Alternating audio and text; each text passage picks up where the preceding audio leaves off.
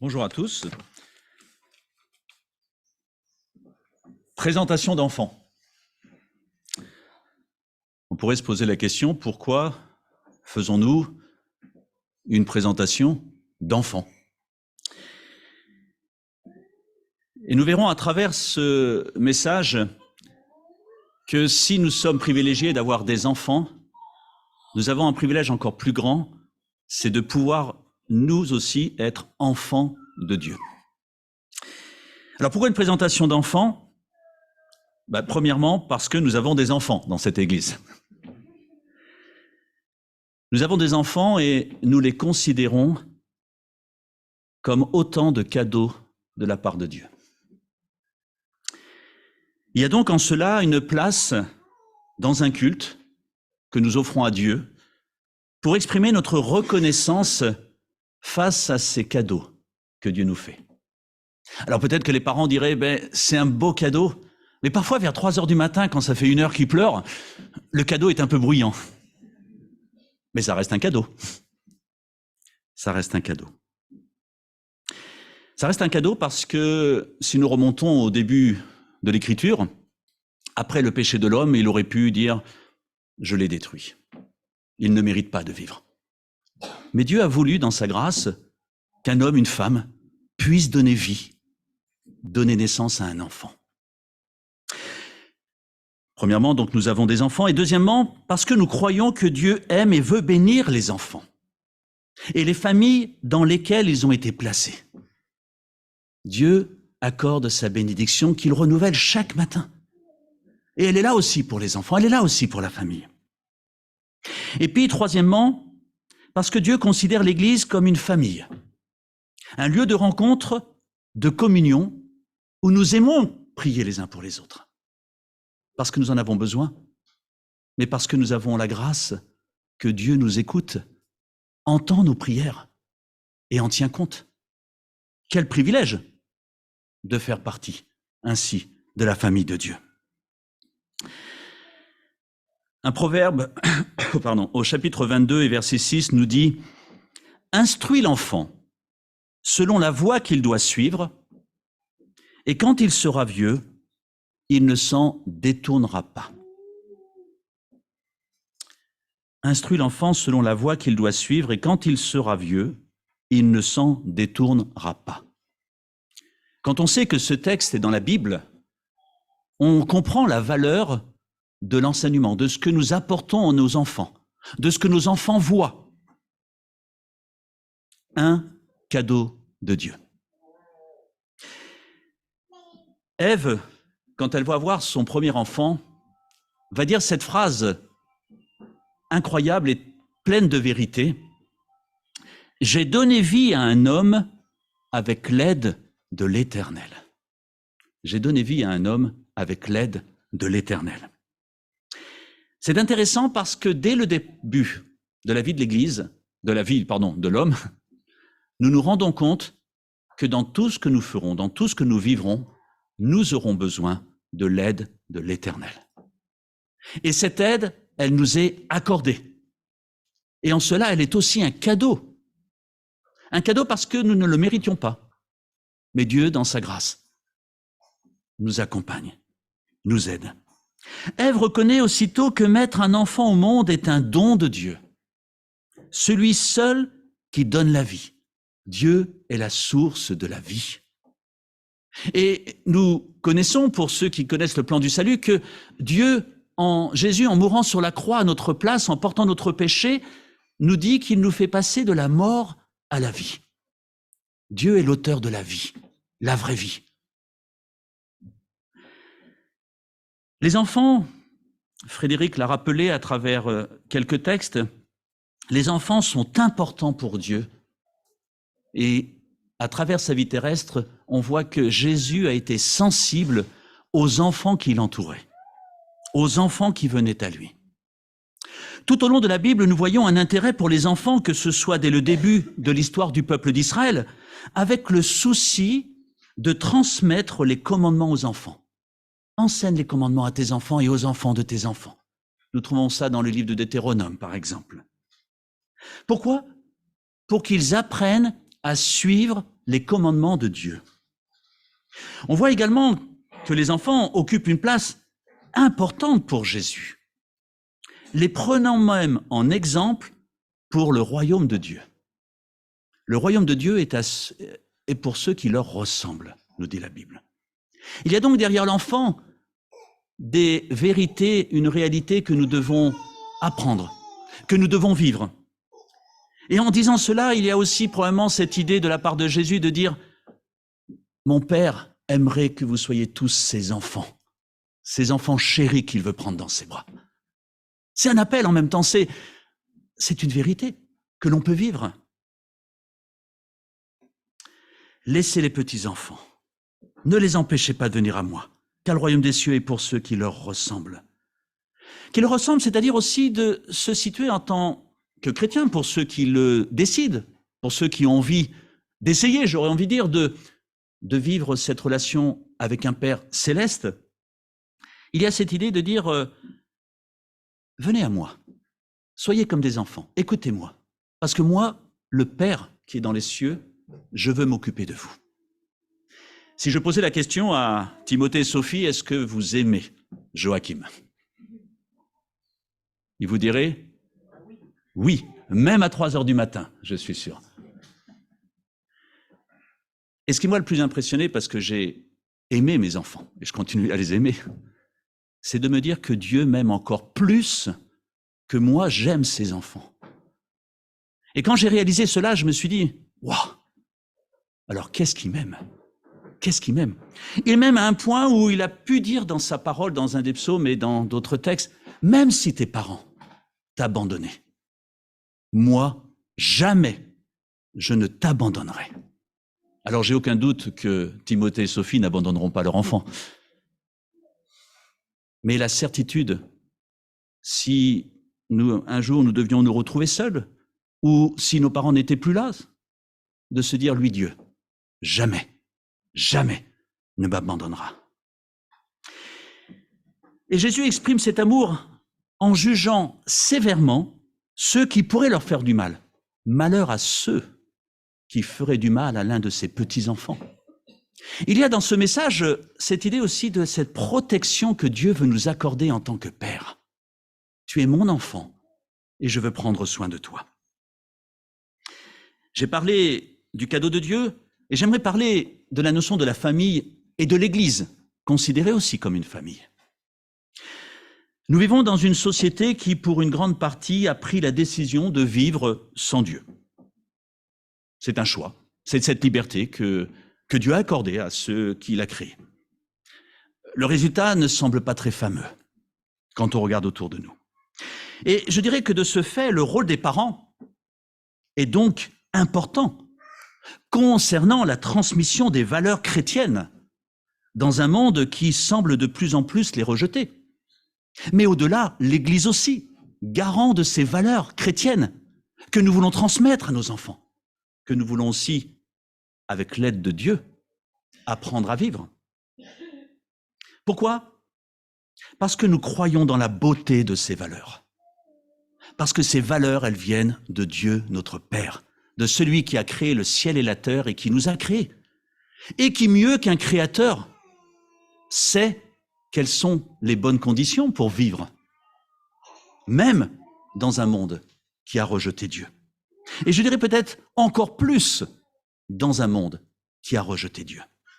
Parce que très étonnamment, dans les pays où le chrétien est persécuté, il a probablement une proximité avec Dieu parfois plus grande que nous, qui vivons confortablement et qui oublions que nous avons, nous aussi, besoin de dépendre de Dieu. Est-ce que Joachim, Timothée et Sophie ont besoin encore de dépendre de vous? Ou est-ce qu'il est autonome? Est-ce que le matin, quand il se lève, vous lui dites, ben voilà, dans le frigo, donc tu as du lait, tu as, ben je ne sais pas ce qu'il prend, voilà, tu te sers, il y a le micro-ondes à côté, tu te débrouilles et puis tu nous laisses dormir. Non, il aura besoin longuement, peut-être d'une manière différente, en grandissant. Et nous aussi, nous aurons besoin constamment de compter sur Dieu qui s'occupe de nous. Nous croyons dans la beauté de ces valeurs que la Bible nous enseigne, qui nous sont données pour notre bien, notre joie et pour réussir notre vie. Il existe beaucoup de similitudes entre la famille charnelle que Dieu nous donne et la famille spirituelle, qui doit aussi transmettre, être garant de ces valeurs, les vivre. J'aimerais vous parler du triple A. Alors pour ceux qui connaissent un peu l'économie, vous savez que les pays sont nommés avec un triple A pour celles qui ont un indice de confiance et de qualité assez élevé. La France, on en a perdu un, je crois. Je ne sais plus si on l'a retrouvé ou pas. Mais bon. J'aimerais vous parler du triple A que Dieu veut nous accorder. Aimer, apprendre, accompagner. Et ce triple A, c'est un gage de réussite pour les parents et aussi pour notre vie chrétienne.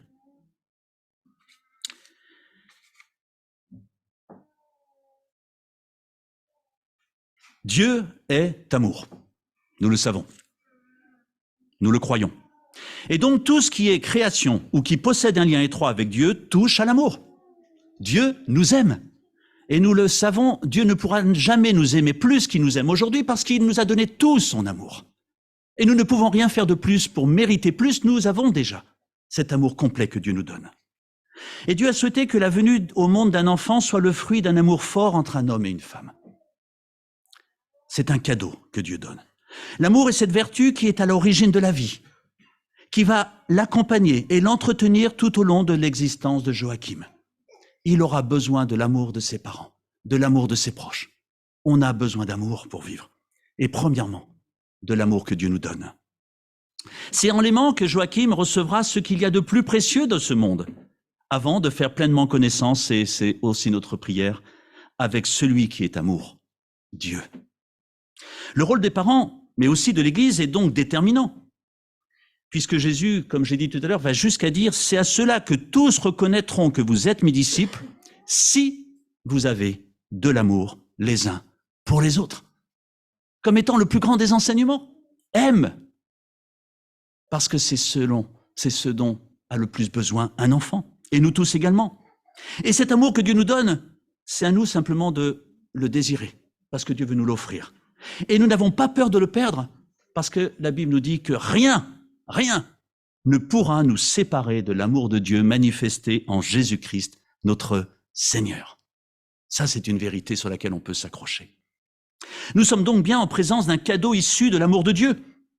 L'amour est et restera toujours le cadre pour éduquer et vivre heureux dans ce monde, malgré les difficultés de la vie. Et c'est la même chose pour Dieu. Dieu nous aime, veut nous accompagner, même dans les difficultés, que parfois il permet pour nous faire revenir à lui, nous réapprendre à dépendre de lui. Et parfois il utilise ce que ce monde perdu, pécheur, a mis en place, la maladie, les difficultés, les soucis, pour nous faire revenir devant le Père et l'écouter.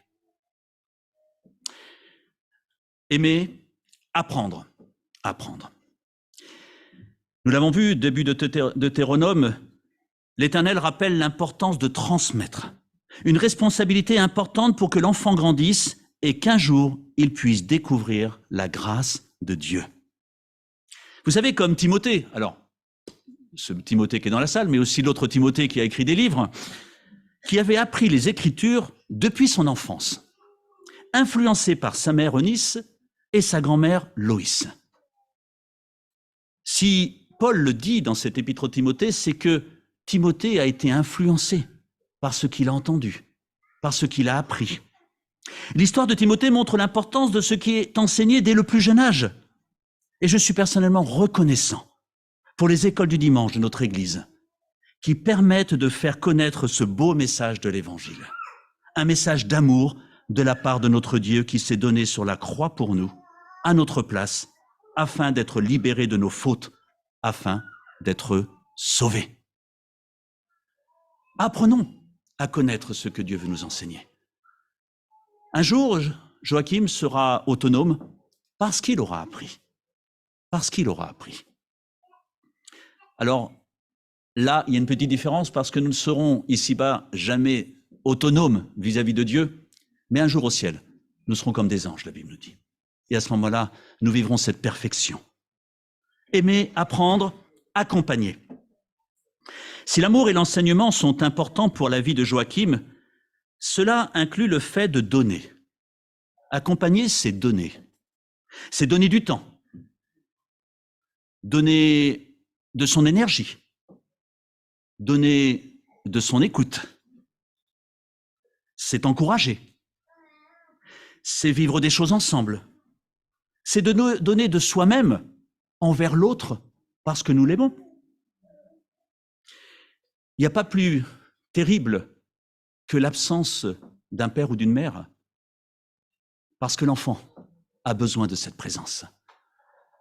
Que nous, chrétiens, ne n'oublions jamais ce besoin aussi que nous avons de la présence de Dieu. C'est pour ça que le matin, vous savez, je commence à avoir des petits-enfants et c'est merveilleux, c'est extraordinaire. J'ai eu des enfants, mais il y a toujours une joie quand un enfant court vers vous le matin. Saute dans le lit, même si vous dormez encore, vous fait un bisou. Un enfant a besoin de la présence de son père ou de sa mère. Nous avons besoin de la présence de notre Dieu. Un Dieu qui, comme cela a été rappelé, nous tend les bras pour nous prendre avec lui. Donner du temps. Le don est l'une des particularités de notre Dieu qui s'est donné pour nous en sacrifice sur la croix. Il s'est donné par amour pour nous.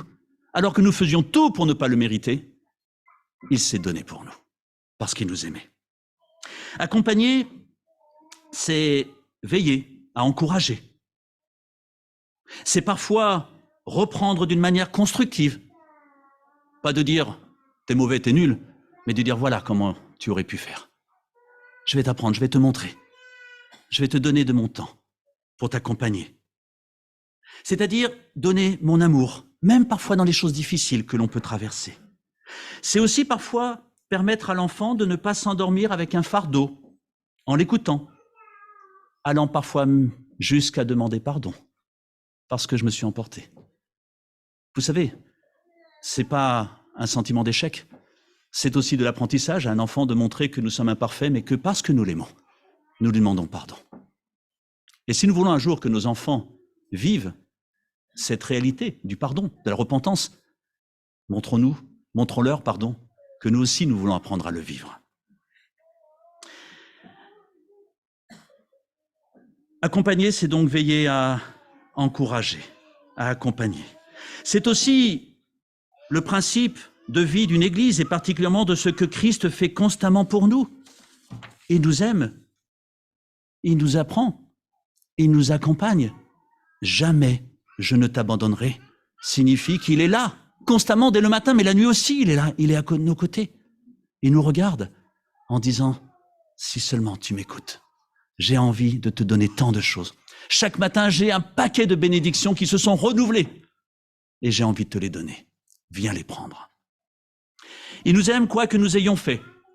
Il veut nous apprendre à dépendre de lui pour notre bien, uniquement pour notre bien.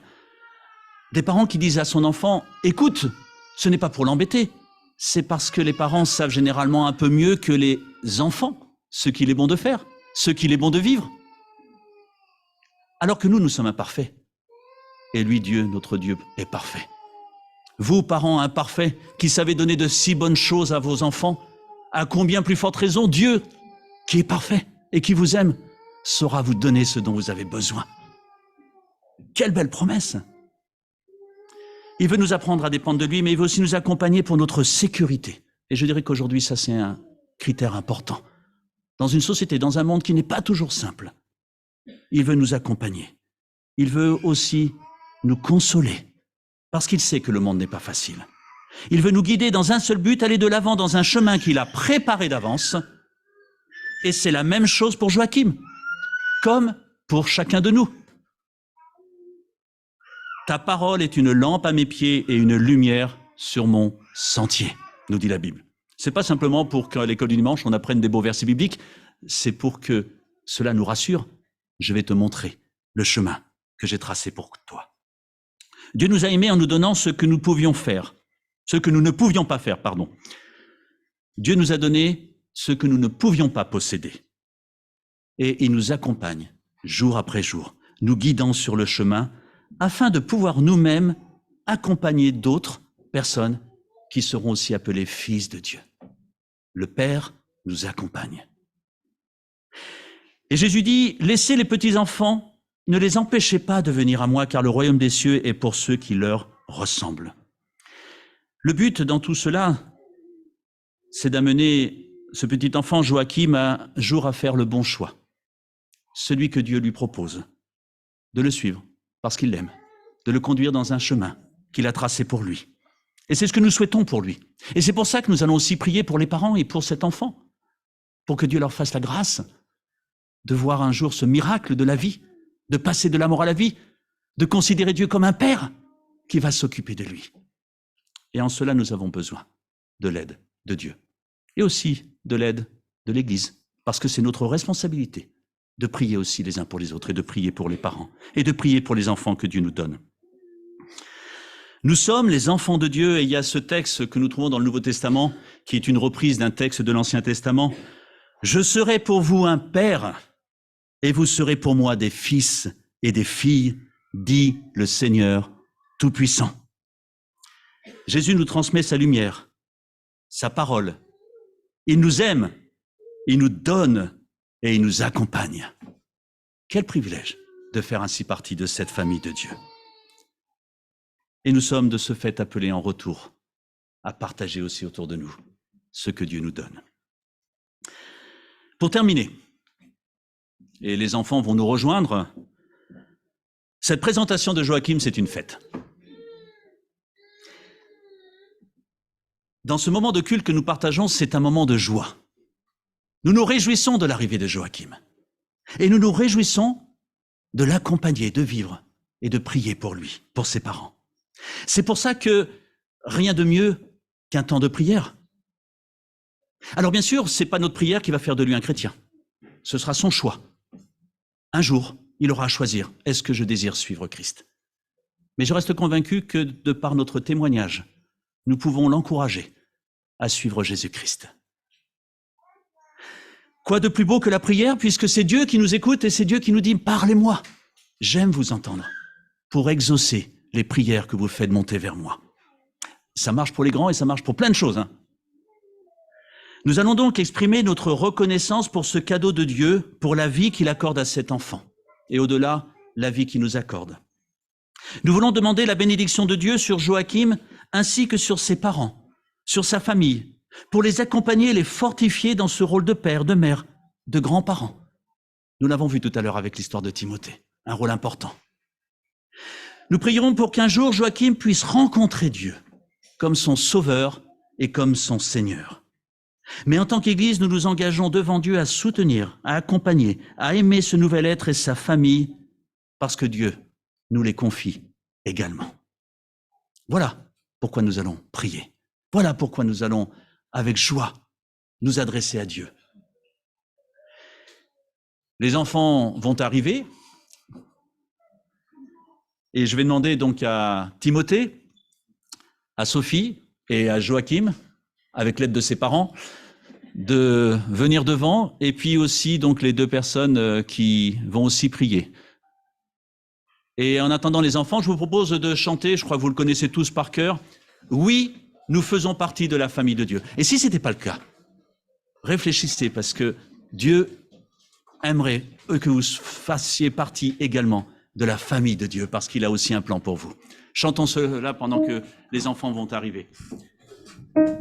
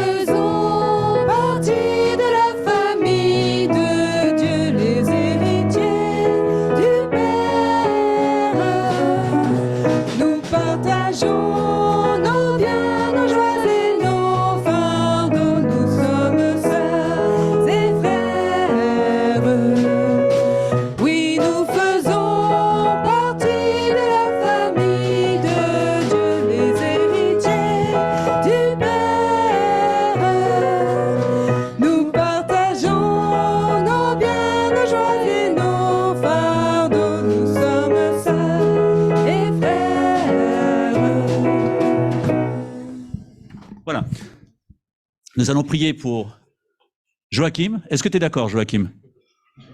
Mais qu'est-ce qu'ils font tous là devant moi, là? Eh oui, aujourd'hui, tu es la vedette. Voilà.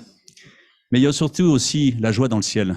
N'oublions pas cette joie de Dieu qui dit « C'est un enfant que j'ai voulu et je veux l'accompagner. » Et il désire plus que